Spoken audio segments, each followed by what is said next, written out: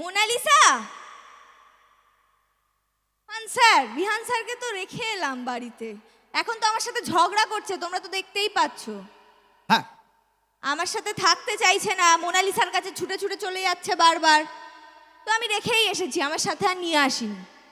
কেন নিয়ে আসবো? মোনালিসা যাবে কিভাবে, পালাবে কিভাবে? পালাবে না গো, সত্যিকারের ভালোবাসে বিহানকে, কি করেই পালাবে। এবার দেখা যাক বিহান স্যার কার হয়, আমার না মোনালিসা, সেটাই দেখার বিষয়। উচিত তো তাই, আমারই হওয়ার। আমিও তো ভালোবাসি নাকি বিহান স্যারকে। আচ্ছা ম্যাডাম, একটু শোনো না।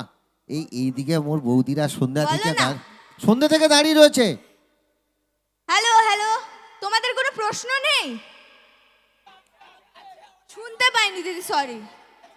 কাত তোমার তুমি কম্পাস দেখো না, তুমি খেলা দেখো, কম্পাস দেখো না, তোমার মুখ দেখেই বোঝা যাচ্ছে। ব্যাস। কি রে আজকাল মুখে লেখা তোমার কপাল লেখা আছে। মুখে লেখে ঘুরছিস যে খেলা দেখিস।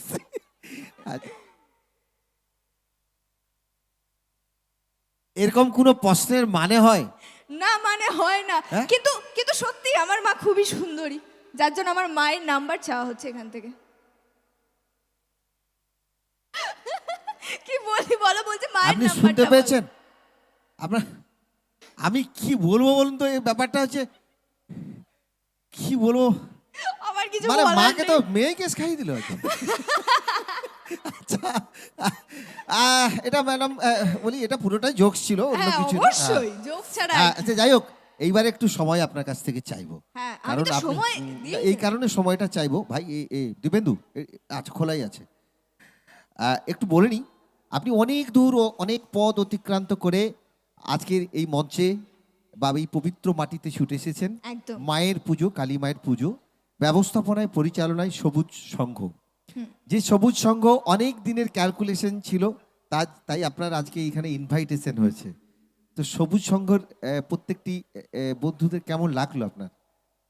প্রত্যেকটি বন্ধুদের সঙ্গে তো আমার এখনো এখনো সেরকমভাবে হয়তো সেইভাবে পরিচয় হয়নি। হ্যাঁ মোটামুটি হয়নি। মঞ্চে এসে কেমন লাগে? মঞ্চে এসে তো খুবই ভালো লাগছে, এই যে এত এক্সাইটমেন্ট সবার মধ্যে। তো সবার একটু ঘুম ঘুম পেয়েছে বোঝা যাচ্ছে।